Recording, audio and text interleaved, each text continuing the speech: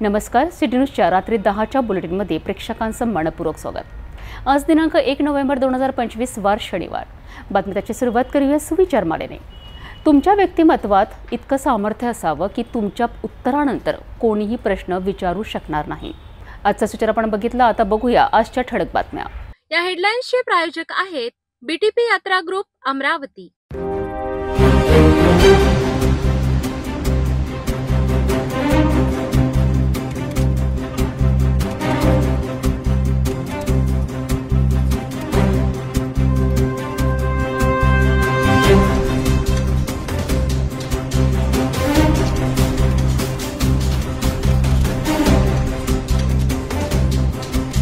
ठळक बातम्या बघितल्या, आता घेऊया छोटासा ब्रेक।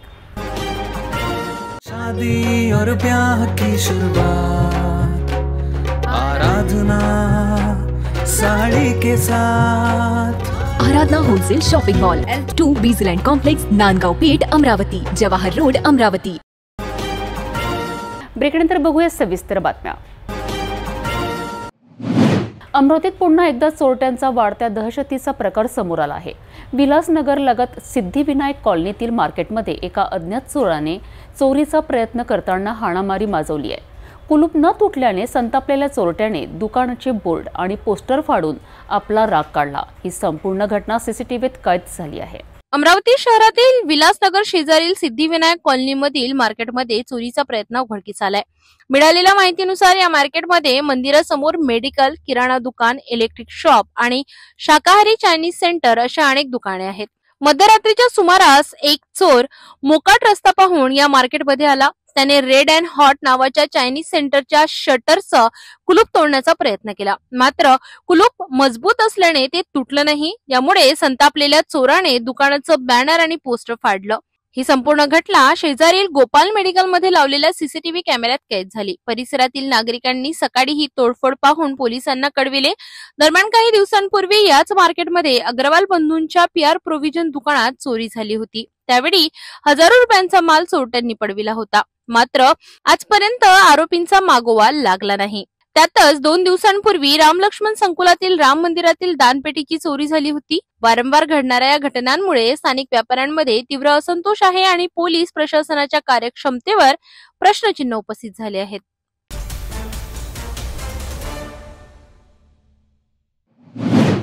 अमरावतीत सिंधी समाजात तीव्र संताप उसळला आहे। छत्तीसगडमधील अमित बघेल नावाच्या व्यक्तीने सोशल मीडियावर सिंधी समाजाच्या इष्टदेवता श्री साई झुलेलाल यांच्याबद्दल केलेल्या अपमानास्पद वक्तव्याचा व्हिडिओ सध्या व्हायरल झाला आहे। या वक्तव्यामुळे केवळ छत्तीसगडच नाही तर देशभरातील सिंधी समाजातील लोकांच्या भावना दुखावल्या गेल्या आहेत। या घटनेचा तीव्र निषेध करत अमरावतीतील सिंधी समाजातील लोकांनी गाडगेनगर पोलीस ठाण्यात लेखी तक्रार दाखल करण्यात आली आहे। या व्हिडिओची चौकशी करून संबंधित व्यक्तीवर कठोर कारवाई करण्यात यावी अशी मागणी तक्रारदारांनी केली आहे। छत्तीसगडमधील अमित बघेल नावाच्या व्यक्तीचा एक व्हिडिओ सोशल मीडियावर मोठ्या प्रमाणावर व्हायरल झालाय।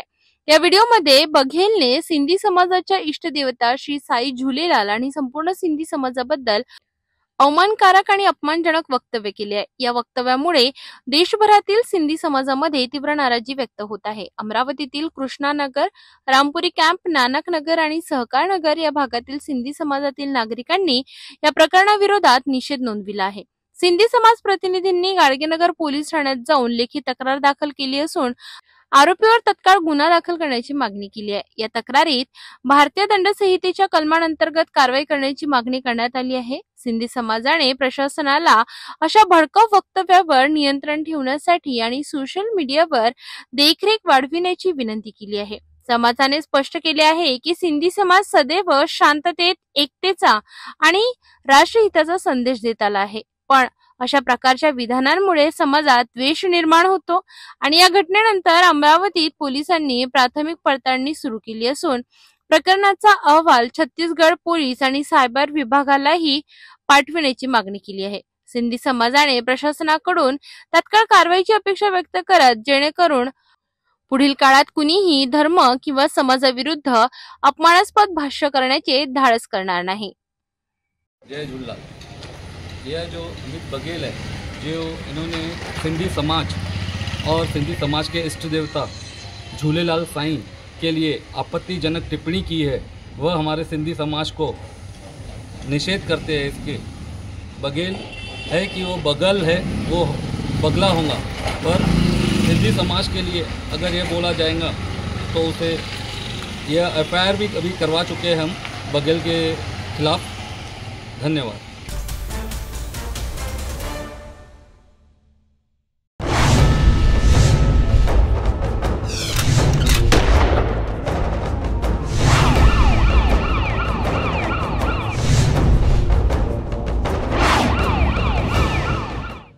अंजनगाव सुर्जी पोलीस स्टेशनच्या हद्दीत गेल्या काही महिन्यांपासून सुरू असलेल्या घरफोडीच्या मालिकेला आता पोलिसांनी आळा घातला आहे। एकूण 5 घरफोडींचे गुन्हे उघडकीस आले असून 4 आरोपींना पोलिसांनी अटक केली आहे, तर 1 आरोपी फरार आहे। या गुन्ह्यामधून तब्बल 5 लाख रुपयांचा मुद्देमाल जप्त करण्यात आला आहे। ठाणेदार सूरज बोंडे यांच्या मार्गदर्शनाखाली पोलिसांनी ही कारवाई केली आहे। अंजनगाव सुर्जी पोलीस स्टेशनच्या हद्दीत गेल्या काही महिन्यांपासून घरफोडी आणि चोरीच्या घटना वाढल्या होत्या। दिवसाढवळ्या आणि रात्री बंद घरांवर लक्ष ठेवून चोरट्यांनी नागरिकांना मोठ्या प्रमाणावर आर्थिक फटका दिला होता। 29 ऑक्टोबर रोजी पोलिसांनी तांत्रिक पुरावे आणि गुप्त माहितीच्या आधारे मोठी कारवाई करत ठाणेदार सूरज बोंडे यांनी या कारवाईसाठी विशेष टीम गठीत केली होती। या पथकाने संशयित आरोपींना ताब्यात घेऊन चौकशी केली असता त्यांनीच 5 घरफोड्या केल्याची कबुली दिली। अटक करण्यात आलेल्या आरोपींची नावे जुबिरुद्दीन कलीमुद्दीन वय वर्ष 22, निरुद्दीन उर्फ मुक्का नजमुद्दीन वय वर्ष 24, संतोष भाऊराव शिंदे राहणार मूर्तिजापूर आणि अब्दुल आतिक अब्दुल रफीक राहणार अलीमनगर अमरावती असे आहेत। सदर आरोपींकडून पोलिसांनी 4,98,600 रुपयांचे चोरीचा मुद्देमाल हस्तगत केलाय। या गुन्ह्यातील 1 आरोपी मात्र अजूनही फरार असून त्याचा शोध सुरू आहे। चोरी करण्यासाठी आरोपी बुलेट मोटरसायकलचा वापर करीत होते। महागड्या बुलेटवर बसून शहरभर बंद घरांची रेकी केली जात असे आणि नंतर अंधारात घरफोडी करून चोरीचा माल विकून त्यातून पैसा मिळवला जात असे। ठाणेदार सूरज बोंडे यांच्या नेतृत्वाखालील अंजनगाव सुर्जी पोलिसांची ही कारवाई नागरिकांसाठी दिलासा देणारी ठरली आहे।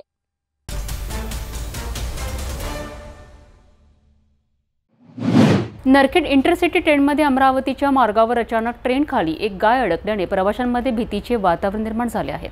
परंतु याच वेळी अमरावतीचे करण राऊत या युवकाने जबर धाडस दाखवत ट्रेनचा तुटलेला बेल्ट आणि अडकलेले भाग प्रवाशांच्या मदतीने पुन्हा व्यवस्थित बसवलाय। हा प्रकार वाशिम आणि अकोला दरम्यान घडला असून ट्रेन काही वेळ थांबवण्यात आली। मात्र प्रवाशांच्या समजूतदारपणामुळे आणि करण राऊत यांसारख्या तरुणांच्या धाडसामुळे मोठा अपघात टळलाय। परभणीहून अमरावतीकडे येणारी नरखेड इंटरसिटी एक्सप्रेस आपल्या नियमित वेळापत्रकानुसार मार्गक्रमण करत होती। ट्रेन वाशिम आणि अकोल्याच्या दरम्यान असताना अचानक एक गाय रुळावर आली आणि ट्रेनच्या खाली अडकली। या घटनेमुळे ट्रेनमध्ये जोरदार आवाज झाला आणि प्रवाशांमध्ये भीतीचं वातावरण निर्माण झालं। काही वेळाने ट्रेन थांबवण्यात आली। तपासात समजले की ट्रेनची बेल्ट आणि चाकाजवळील काही भाग तुटले आहेत। यावेळी ट्रेनमधील प्रवासी मदतीला धावून आले। अमरावतीचा करण राऊत नावाचा युवक पुढे सरसावला आणि इतर 2 प्रवाशांच्या मदतीने तुटलेले बेल्ट काढून ते पुन्हा योग्य प्रकारे त्यांनी बसवले। ही कामगिरी कोणत्याही रेल्वे कर्मचाऱ्याशिवाय केवळ प्रवाशांच्या मदतीने करण्यात आली। प्रवाशांनी मिळून त्या गायीला बाहेर काढले आणि रुळावरील अडथळा दूर केला। प्रवाशांच्या सामूहिक प्रयत्नांमुळे ट्रेन पुन्हा चालू करण्यात आली आणि मोठा अपघात टळला। रेल्वे प्रशासनानेही या प्रवाशांचे विशेष कौतुक केले आहे। अशा प्रसंगी धैर्य दाखवणाऱ्या करण राऊत सारख्या नागरिकांमुळेच जीव वाचतात आणि प्रवासी सुरक्षित राहतात हे निश्चितच। तपोवन फक्त 1.5 किलोमीटर अंतरावर राधानगरी लेआउट लेक व्ह्यू प्लॉटसह मोजकेच प्लॉट शिल्लक। त्वरित संपर्क करा 9930706667 किंवा 7620433325 या क्रमांकावर।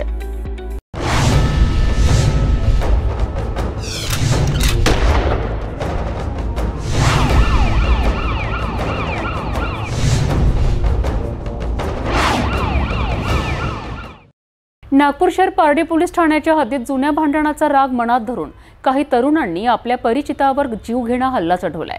या हल्ल्यात एका 21 वर्षीय तरुणाचा मृत्यू झाला असून पोलिसांनी आरोपींना बेड्या ठोकल्या आहेत। या घटनेचा संपूर्ण तपशील आपण जाणून घेऊया। 31 ऑक्टोबरच्या सायंकाळी नागपूरच्या पारडी परिसरात रक्तरंजित घटना घडली। फिर्यादी हर्षल संजय रामटेके आणि त्याचा मित्र नूर नवाज हुसेन यांना त्यांच्या ओळखीच्या तरुणाने खिलेश्वर रामेश्वर बिसेन वय वर्ष 19 राहणार श्यामनगर पारडी तकदीर आईस्क्रीम शॉप जवळ भेटायला बोलविले, पण या भेटीत एक मोठा कट रचलेला होता।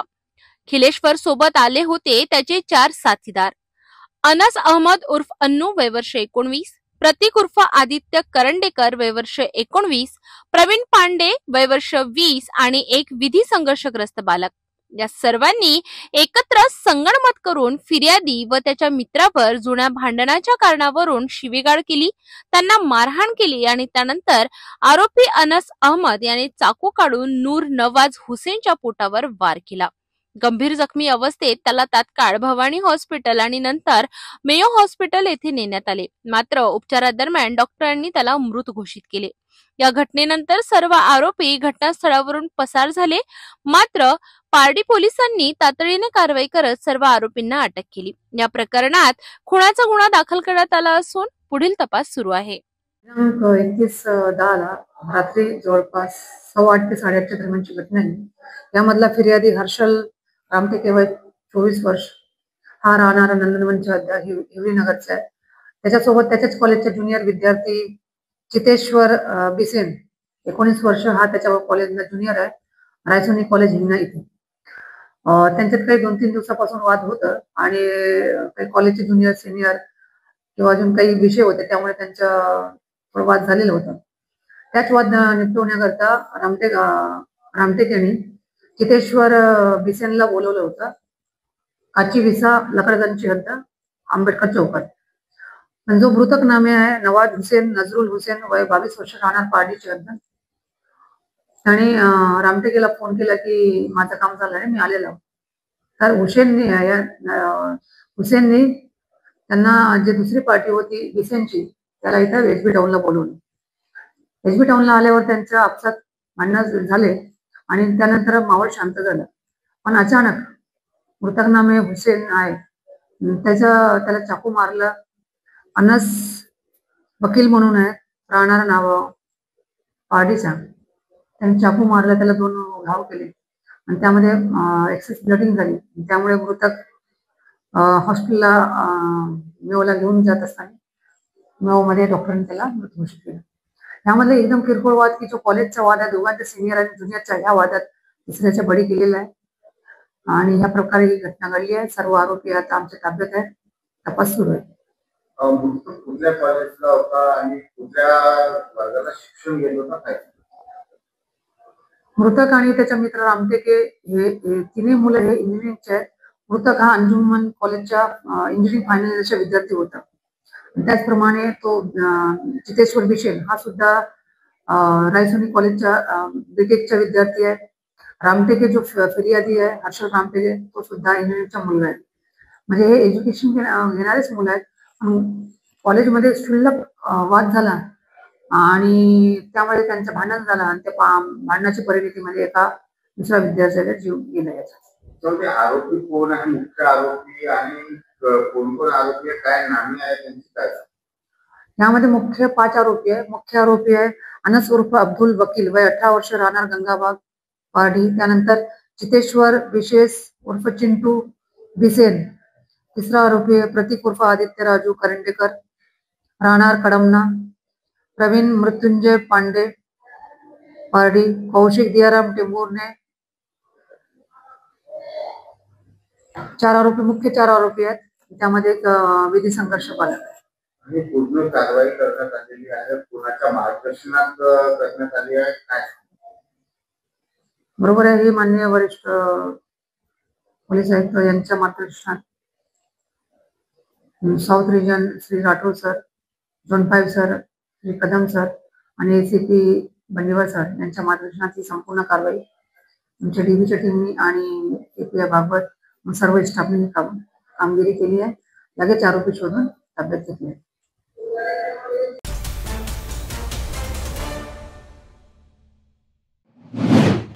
नागपूर गुन्हे शाखेची आणखी एक यशस्वी कारवाई। जबरी चोरी करणाऱ्या टोळीतील एका आरोपी पोलिसांच्या जाळ्यात अडकला आहे।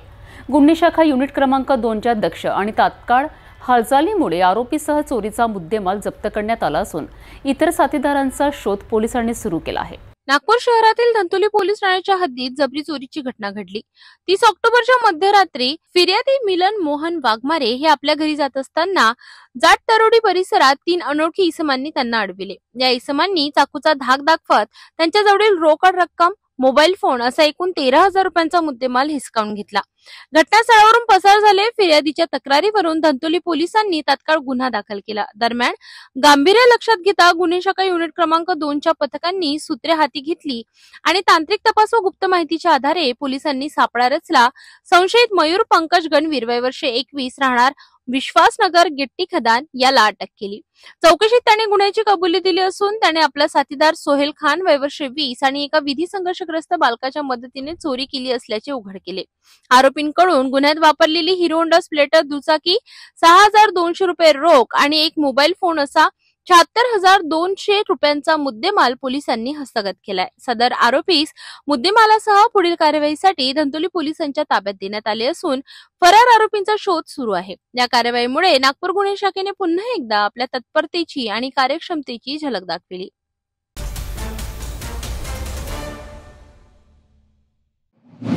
अजनी पोलीस ठाण्याच्या कार्यक्षम पथकाने एका नातेवाईकाकडून घरफोडी करणाऱ्या आरोपीला पकडला आहे।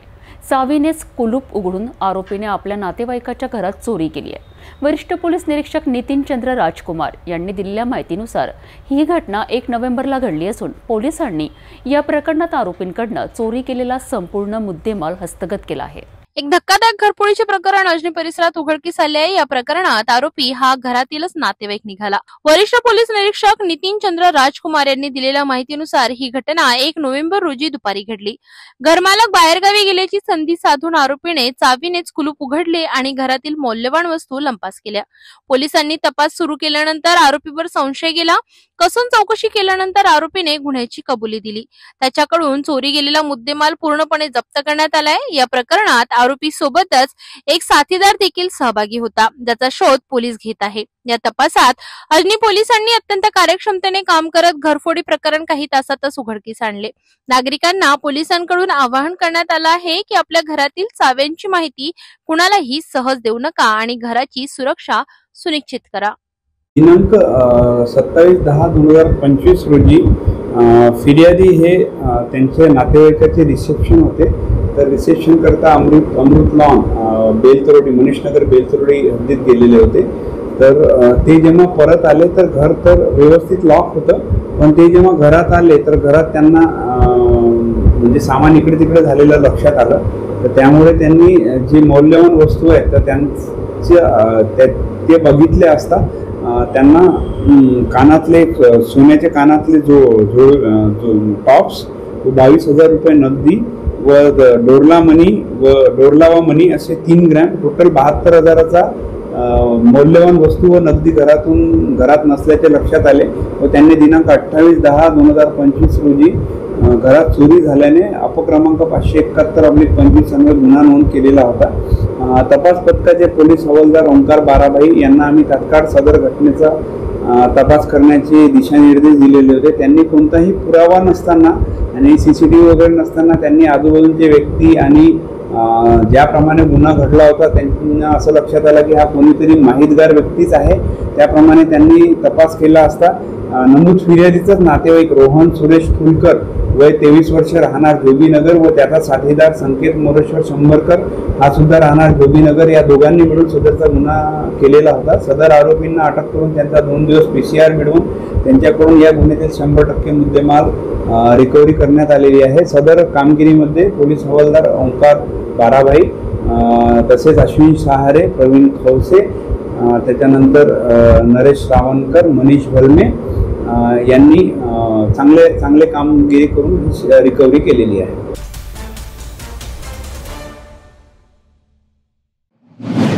गांजाच्या अवैध विक्रीला आळा घालण्याकरिता नागपूर पोलिसांचे ऑपरेशन थंडर वेगाने सुरू असून गणेशपेठ पोलिसांनी मोठी कारवाई केली आहे। या कारवाईत पोलिसांनी 2 आरोपींना अटक करत तब्बल 17 किलो गांजा आणि अल्टो कारसह एकूण 5,37,000 रुपयांचा मुद्देमाल जप्त केला आहे। ही कारवाई पोलीस आयुक्त रवींद्र कुमार सिंगल यांच्या संकल्पनेतील ऑपरेशन थंडर एकत्र येऊया नशामुक्त समाज घडवूया या मोहिमेअंतर्गत करण्यात आली आहे. नागपूर शहरात सुरू असलेल्या ऑपरेशन थंडर मोहिमेअंतर्गत गणेशपेठ पोलिसांनी पुन्हा एकदा अंमली पदार्थ विक्रेत्यांवर कारवाई करण्यात आली आहे. 31 ऑक्टोबरच्या रात्री गणेशपेठ पोलिसांचे तपास पथक पेट्रोलिंग करीत असताना त्यांना खात्रीशीर माहिती मिळाली की रामझुला पुलाखाली एका पांढऱ्या रंगाच्या अल्टो कारमध्ये गांजा बाळगला जात आहे. त्यानुसार पोलिसांनी घटनास्थळी जाऊन पंचासमक्ष कारची पाहणी केली. कारमध्ये एक महिला आणि एक पुरुष दिसून आले. तपासात त्यांची नावे नरसिंगराव शामराव देशमुख वय वर्ष 42 आणि किरण निलेश देशमुख वय वर्ष 34 अशी समोर आली आहेत. दोघेही मध्य प्रदेशातील बैतूल जिल्ह्यातील रहिवासी असल्याचे निष्पन्न झाले आहेत. कारची झडती घेतली असता 4 कापडी पिशव्यांमध्ये एकूण 17 किलो 33 ग्राम गांजा मिळालाय. आरोपींनी चौकशीत सांगितले की हा गांजा ते बैतूल येथील आकाश बजाज आणि अजय पवार या साथीदारांसह नागपूरमध्ये विक्रीसाठी आणले होते. या कार्यवाहीत पोलिसांनी 17 किलो गांजा, 5 मोबाईल आणि 1 कार असा एकूण 5,37,000 रुपयांचा मुद्देमाल जप्त केला. आरोपींवर एनडीपीएस कायद्याअंतर्गत गुन्हा नोंदविण्यात आला असून 2 आरोपींना अटक करण्यात आली आहे, तर फरार आरोपींचा शोध सुरू आहे. या कारवाईबद्दल पोलीस आयुक्त रवींद्र कुमार सिंगल यांनी नागरिकांना आवाहन केले आहे की नशामुक्त नागपूर घडवण्यासाठी पोलिसांना सहकार्य करावे आणि अशा बेकायदेशीर व्यवहारांविरोधात माहिती द्यावी. गोपनीय बातमीदारामार्फत खात्रीशीर माहिती मिळाली की काही इसम अल्टो कार आहे त्यांच्याकडे MP 48 CA 2179 2179 या कारमध्ये गांजा सदृश्य अंमली पदार्थ विक्रीकरिता नागपुरात आणणार आहे आणि ते रामझुला इथे ब्रिज खाली येणार आहे अशी आम्हाला खात्रीशीर माहिती मिळाली. अशा माहितीवरून NDPS कायद्याअंतर्गत ज्या तरतुदी आहे त्या तरतुदीचं पालन करून आम्ही तिथे रामझुलाजवळ चांदशावली दर्गाजवळ सापळा रचून थांबलेलो होतो. तिथे नमूद क्रमांकाची कार आल्यानंतर आम्ही ती कार थांबवली आणि त्यांच्याकडे चौकशी केली. कारमध्ये आकाश बजाज नरसिंगराव शामराव देशमुख वय 42 वर्षे राहणार विनोबानगर बैतूल तालुका जिल्हा बैतूल राहणार मध्य प्रदेश आणि किरण निलेश देशमुख वय 34 वर्षे राहणार LCH 385 आंबेडकर नगर गायत्री मंदिर जवळ पाताखेडा बैतूल तालुका जिल्हा बैतूल मध्य प्रदेश. एक महिला आणि एक पुरुष असे 2 व्यक्ती त्यामध्ये बसून दिसल्या. आम्ही ती कार थांबवून त्याच्या कारची झडती घेतली 2 पंचासमक्ष आणि NDPS कायद्याच्या सगळ्या तरतुदीचं पालन करून आम्ही त्यांची झडती घेतली. त्यांना विचारपूस केली असता त्यांनी सदर कारमध्ये गांजा आणल्याचं कबूल केलं. घटनास्थळावरच आम्ही त्याचा पंचनामा करून गांजाची मोजदाद केली असता 17 किलो 33 ग्राम गांजा आम्हाला मिळून आलेला आहे.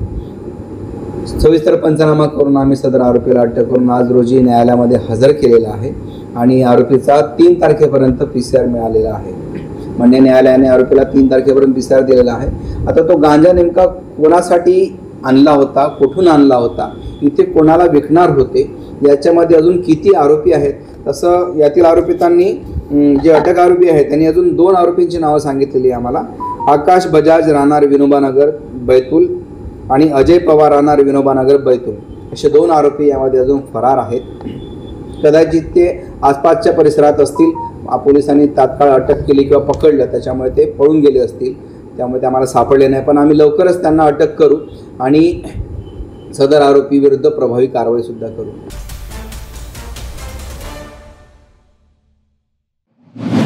अजनी पोलिसांच्या रात्र गस्तीदरम्यान पोलिसांनी अग्निशस्त्र बाळगणाऱ्या 2 आरोपींना अटक केली असून माउजर व 3 जिवंत काडतूस असा एकूण 71,000हून अधिक किमतीचा मुद्देमाल जप्त करण्यात आला आहे. आरोपींनी गंभीर गुन्ह्यांच्या तयारीकरिता हे शस्त्र बाळगल्याची माहिती पोलिसांना मिळाली आहे.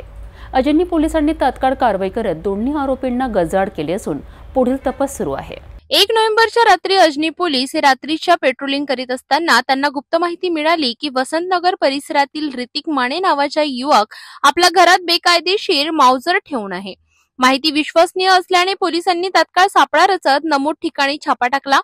छाप्यात पोलिसांनी ऋतिक परमेश्वर माने वय वर्ष 24 राहणार कुंजीलाल पेठ याला ताब्यात घेतले. त्याच्या घराची पंचासमक्ष झडती घेतल्यावर लोखंडी अलमारीत प्लास्टिकच्या पिशवीत पेपरमध्ये गुंडाळलेला माउजर आणि 3 जिवंत काडतुसे आढळून आली. ऋतिक माने यास अधिक विचारपूस केली असता त्याने शस्त्र व काडतुसे हे त्याचा साथीदार रोहित सुदेश रामटेके वय वर्ष 35 राहणार आंबेडकर नगर याच्याकडून आणल्याचे सांगितले. दोन्ही आरोपींकडून पोलिसांनी माउजर व जिवंत काडतुसे असा एकूण 71,500 रुपयांचा मुद्देमाल जप्त केला. आरोपी हे कोणत्याही गंभीर गुन्हा करण्याच्या तयारीत असल्याचा संशय पोलिसांनी व्यक्त केला। दोघांवर अजनी पोलीस ठाण्यात भारतीय शस्त्र कायदा कलम 325 तसेच महाराष्ट्र पोलीस कायदा कलम 135 अंतर्गत गुन्हा दाखल करण्यात आलाय। सदर कारवाई अजनी पोलीस ठाण्याच्या पथकाने केली असून पुढील तपास सुरू आहे। खात्रीलायक माहितीवरून आम्ही तपास पथकाचे पोपनी सिद्धांत मस्के, पोलीस शिपाई अतुल टिकले आणि त्यानंतर संतोष नल्लावार, राहुल शेंडे यांना याबाबत गोपनीय व माहिती मिळाल्याने त्यांनी कुंजीलाल पेठ गल्ली नंबर 1 मधील ऋत्विक परमेश्वर माने वय 23 वर्ष याचे घरी पंचासह जाऊन छापा टाकला असता त्याच्या घरी एक देशी बनावटीचे एक माउजर सापडलेले आहे व 7.65 लिहिलेले 3 जिवंत राऊंड सापडलेले आहे व अपराध क्रमांक 578/25 कलम 325 अन्वये गुन्हा नोंद करण्यात आलेला आहे व 71,500 रुपयाचा माल माउजरसह 3 राऊंड जप्त करण्यात आलेला आहे। शासनाचं धोरण आहे 1 गोळी 1 जीव, त्याप्रमाणे सदर आरोपीकडून 3 गोळ्या बरामद झालेल्या आहेत। तर 3 गोळ्याद्वारे तो कोणतीही भयानक कारवाई करू शकला असता आणि त्याद्वारे त्याला प्रतिबंध लागलेला आहे।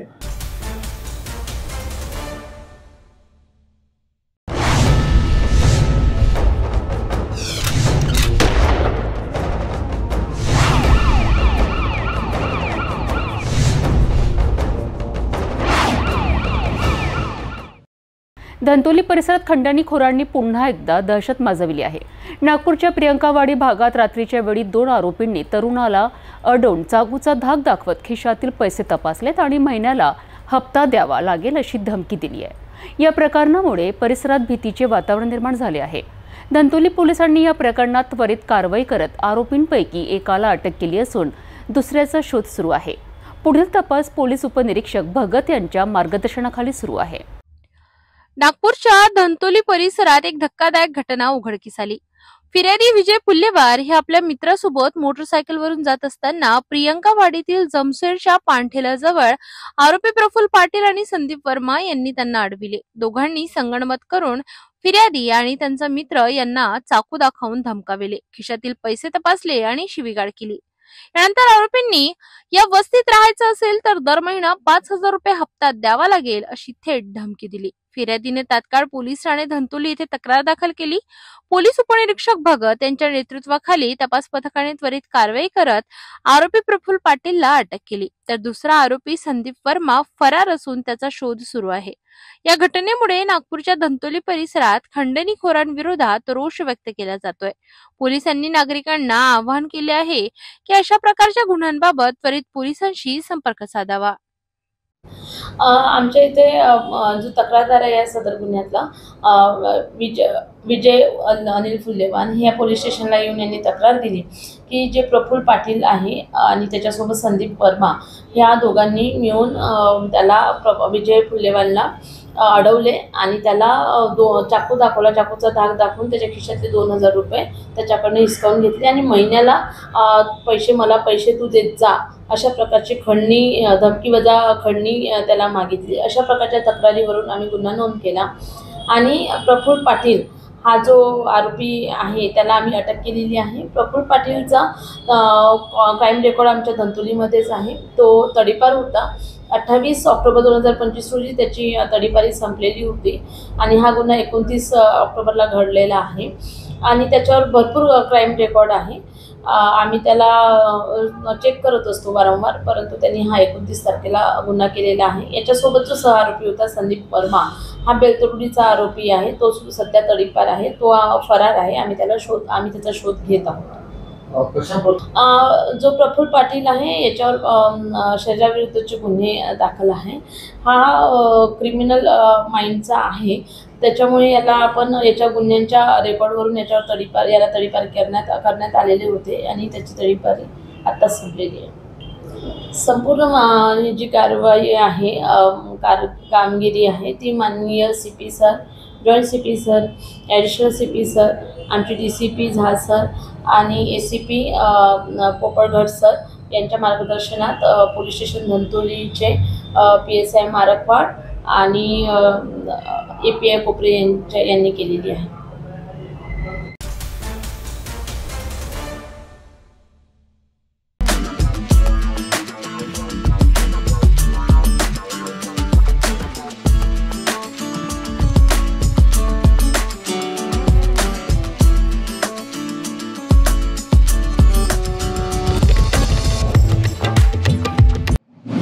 रामटेक उपजिल्हा रुग्णालय नाव उपजिल्हा रुग्णालयाचं, परंतु प्रत्यक्षात इथं आरोग्य सेवेपेक्षा कचऱ्याचं साम्राज्य आणि धुराचं प्रदूषण वाढलं आहे। रुग्णांना उपचार मिळावेत म्हणून उभं केलेलं हे सरकारी रुग्णालय आता स्वतःच आजाराचं केंद्र बनलं आहे। आरोग्य सेवा देणाऱ्या ठिकाणीच दूषित कचऱ्यांचा ढीग जडतोय आणि प्रशासन मात्र डोळे झाकून बसलाय। नागरिक त्रस्त आहेत। परिसरातील हवा आणि पाणी दोन्ही प्रदूषित आहेत। स्थानिकांनी वारंवार तक्रारी केल्यात, परंतु प्रशासनाचं मौन आणि निष्क्रियता पाहता प्रश्न उपस्थित होतोय, रुग्णालय वाचवायचं की रुग्ण? नागपूर जिल्ह्यातील रामटेक तहसीलमध्ये असलेलं उपजिल्हा ग्रामीण रुग्णालय हे या परिसरातील सर्वात मोठं सरकारी आरोग्य केंद्र मानलं जातं। पण सध्या हे रुग्णालय उपचारांसाठी नव्हे तर दूषित कचऱ्यासाठी आणि दारूच्या बाटल्यांसाठी चर्चेत आलंय। रुग्णालय परिसरात फेरफटका मारताना कापूस, सिरिंज, सुया, औषधांच्या बाटल्या, प्लास्टिकचा कचरा आणि अगदी दारूच्या बाटल्यांपर्यंत सर्व काही उघड्यावर दिसतं। या वैद्यकीय कचऱ्याला उघड्यावर जाळलं जात असल्याचीही आमच्या कॅमेऱ्यात कैद झाले। या धुरामुळे परिसरातील हवा विषारी बनली आहे आणि नाल्यांमधून वाहणारा कचरा पाण्याच्या स्रोतांमध्ये मिसळत असल्याने पिण्याच्या पाण्यावरही धोका निर्माण झालाय। स्थानिक नागरिक प्रशासनाच्या दुर्लक्षामुळे संतप्त झाले आहेत। एका नागरिकाने सांगितलं, रुग्णालयात उपचारासाठी गेलं की आधी धूर आणि कचरा स्वागत करतो। प्रशासन झोपेत आहे का? आरोग्य तज्ञांच्या मते अशा प्रकारच्या वैद्यकीय कचरा नियमानुसार बायोमेडिकल वेस्ट मॅनेजमेंट सिस्टीम अंतर्गत वेगळ्या प्रक्रियेत नष्ट करणे आवश्यक असते। पण रामटेक उपजिल्हा रुग्णालयात हे नियम फक्त कागदावरच मर्यादित दिसतात। याबाबत आरोग्य विभागाकडून अद्याप कोणतीही कारवाई झालेली नाही। दरम्यान स्थानिक सामाजिक कार्यकर्त्यांनी या प्रकरणाची चौकशी करून जबाबदार अधिकाऱ्यांवर कारवाईची मागणी केली आहे। रामटेक उपजिल्हा रुग्णालय नाव आरोग्याचं, पण दृश्य कचऱ्याचं आणि धुराचं। प्रशासनाचं मौन आणि नागरिकांचा आक्रोश यामुळे हा प्रश्न आता गंभीर बनला आहे। रामटेक नगर परिषद ही नागपूर जिल्ह्यातील सर्वात पुराणी आणि नगर परिषद आहे आणि या नगर परिषदेची शोकांतिका अशी आहे की रामटेक उपजिल्हा रुग्णालय आतापर्यंत रामटेक नगर परिषद अंडरटेकिंग करू शकलेली नाही।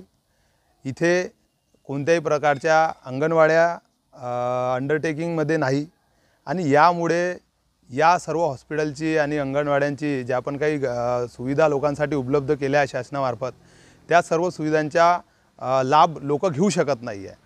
आपण उपजिल्हा रुग्णालयामध्ये पाहत आहोत की आता हे सर्व जे मेडिकल वेस्ट आहे ते सर्व मेडिकल वेस्ट असं उघड्यावर फेकलेलं आहे आणि या मेडिकल वेस्टमुळे इथे येणाऱ्या जाणाऱ्या लोकांना अधिक त्रास होतो आणि मेडिकल वेस्ट हे एका संस्थेला देण्यात आलेलं आहे, परंतु त्यांच्या पण इथे कोणत्याही पद्धतीच्या दिसून पडत नाही की त्यांनी या मेडिकल वेस्टला कुठं दुसरीकडे नेऊन त्याचे कंपोस्ट केले असतील। पूर्ण मेडिकल वेस्ट इथे उघड्यावर पडलं आहे, जाडून राहिलेलं आहे टाक्यामध्ये आणि काही मेडिकल वेस्टेज असं आहे की जे नाल्यांच्या माध्यमातून शहरामध्ये पोहोचून राहिलं आहे, तलावामध्ये पोहोचून राहिलं आहे आणि त्यामुळे खूप मोठी हानी शहरातील लोकांची होत आहे आणि तसेच इथच्या प्राण्यांना सुद्धा त्या मेडिकल वेस्टमुळे इजा होत आहेत।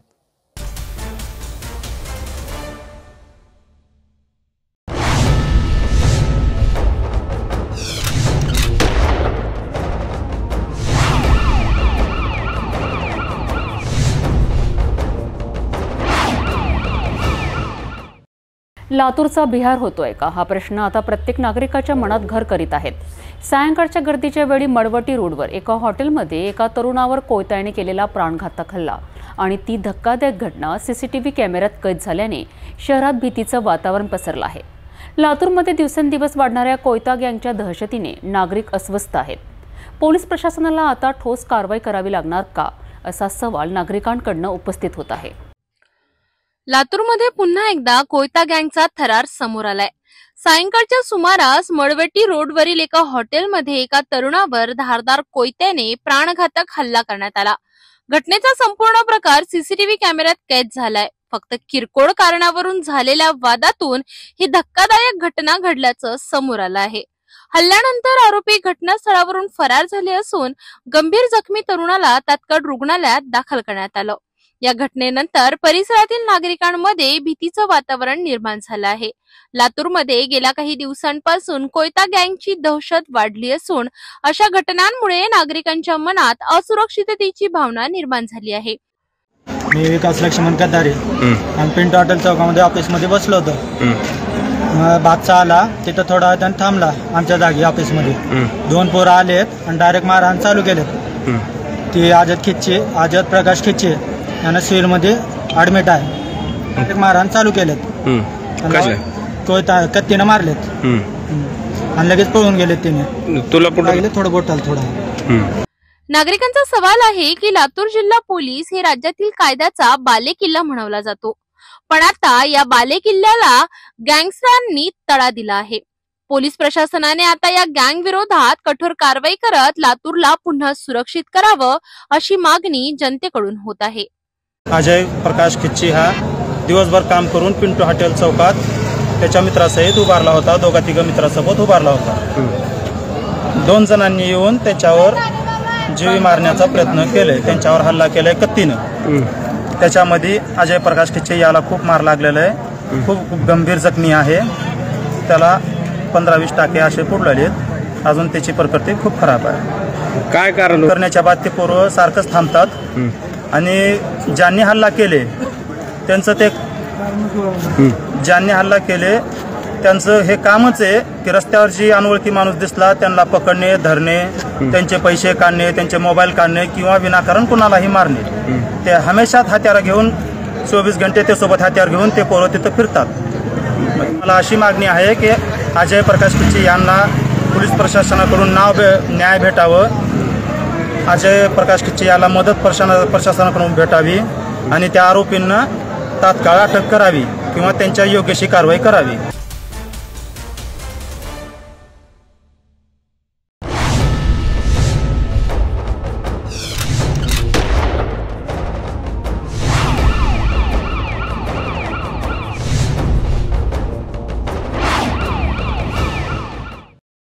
एकीकडे शासन वृक्ष संवर्धन, पर्यावरण संवर्धनाचे मोठे उपक्रम राबवित आहेत, तर दुसरीकडे रावेर तालुक्यातील वाघोड गावाच्या शेती शिवारातून दररोज झाडांची कत्तल सुरू आहे.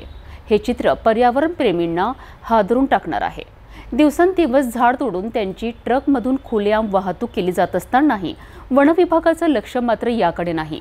प्रशासनाच्या या दुर्लक्षामुळे निसर्गाचा ऱ्हास वेगाने होताना दिसतो आहे. परिसरातील नागरिक आणि निसर्गप्रेमींनी या संपूर्ण प्रकाराविरोधात तीव्र संताप व्यक्त केला असून तात्काळ चौकशी व कारवाईची मागणी केली आहे. रावेर तालुक्यापासून केवळ 7 किलोमीटर अंतरावर असलेल्या वाघोड गावातील शेतशिवार परिसरात मोठ्या प्रमाणावर वृक्षतोडीचा प्रकार समोर आलाय. स्थानिकांच्या म्हणण्यानुसार वनतस्कर शेतकऱ्यांकडून झाड विकत घेऊन विनापरवाना कत्तल करत आहेत. भर दिवसात ट्रक आणि ट्रॅक्टरमधून झाडांची खुलेआम वाहतूक केली जात आहे, परंतु वन विभाग आणि प्रशासनाकडून कोणतीही कार्यवाही होत नाही. निसर्गप्रेमी सांगतात की पावसाळ्याच्या काही महिन्यांनंतरच ही कत्तल पुन्हा जोरात सुरू झाली असून प्रशासन फक्त पावसाळ्यात झाडे लावण्यापुरतेच मर्यादित आहे. उरलेल्या महिन्यात मात्र वृक्षतोडीवर पूर्ण दुर्लक्ष आहे. स्थानिक नागरिकांनी या संदर्भात वारंवार तक्रारी केल्या आहेत, परंतु वरिष्ठ अधिकाऱ्यांकडून कोणतीही ठोस पावले उचलले जात नाही. या कत्तलीमुळे केवळ पर्यावरणच नव्हे तर ग्रामीण परिसंस्थेवरही गंभीर परिणाम होत असल्याची भीती निसर्गप्रेमींनी व्यक्त केली आहे. वाघोड परिसरातील हिरवीगार झाडं नामशेष होण्याच्या मार्गावर असताना प्रशासनाने तातडीने लक्ष देऊन जबाबदारांवर कडक कारवाई करावी अशी मागणी नागरिकांकडून केली जात आहे.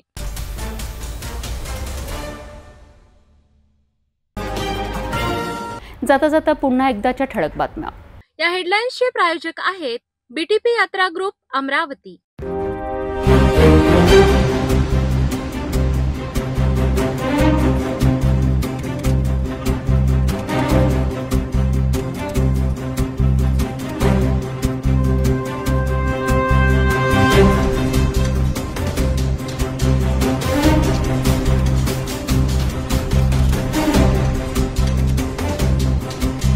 आपण आता सिटी न्यूज चॅनल आपल्या टीव्हीवरही बघू शकता. यामध्ये next channel 117, Jio channel 872, GTPL channel 73, Fastway channel 256 वर बघू शकाल. आता अमरावती जिल्ह्यानंतर विदर्भ आणि महाराष्ट्राचे दर्शक घर बसल्या आपल्या केबल टीव्हीवर सिटी न्यूज बातमी पाहू शकाल. यामध्ये Chhatrapati Sambhajinagar NST setup box number 14, Yavatmal setup box number 12, Washim setup box number 26, Nanded setup box number 17, Mahur setup box number 7, Akola RRC setup box number 899 वर बघू शकाल. लवकरच आम्ही आपल्यापर्यंत पोहोचणार आहोत. जर आपल्या टीव्हीवर सिटी न्यूज चॅनल दिसत नसेल तर आपण आपल्या केबल ऑपरेटरशी संपर्क करावा. आपण सिटी न्यूज केबलच्या व्यतिरिक्त यूट्यूब, फेसबुक, इंस्टाग्राम आणि ट्विटरवर बघू शकता। याकरिता सोशल मीडिया अकाउंट सबस्क्राईब करा, फॉलो करा, लाईक करा। यूट्यूब अकाउंट सबस्क्राईब करण्याकरिता सबस्क्राईब बटनाला क्लिक करा आणि बेल आयकॉन दाबायला विसरू नका, कारण सर्वोत्तम समाचार आपल्यापर्यंत पोहोचणार आहेत। तसेच सिटी न्यूजचे फेसबुक पेज लाईक करा, इंस्टाग्राम आणि ट्विटर हँडल फॉलो करा।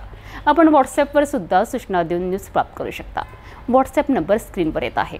हे बातमीपत्रावरच थांबूया, पुन्हा भेटूया नवीन घडामोडींसोबत। आपण बघत राहा फक्त सिटी न्यूज। हर खबर पर पैनी नजर, हर मुद्दे पर सटीक वार, यही है सिटी न्यूज की पहचान। जहाँ सच्चाई की आवाज दबाई जाती है, वहाँ सिटी न्यूज उठाता है सवाल। हर स्क्रीन पर, हर प्लेटफॉर्म पर हमारी मौजूदगी बोलती है। सिटी न्यूज, हमेशा सच के साथ। अस्वीकरण। सिटी न्यूज चॅनलवर राजकीय, सामाजिक, धार्मिक कार्यकर्ते, प्रशासकीय अधिकारी, कर्मचारी किंवा कोणत्याही व्यक्तीने व्यक्त केलेले विचार अथवा माहिती ही त्यांची वैयक्तिक मते आहेत। त्या मतांशी सिटी न्यूज चॅनलची सहमती असणे आवश्यक नाही।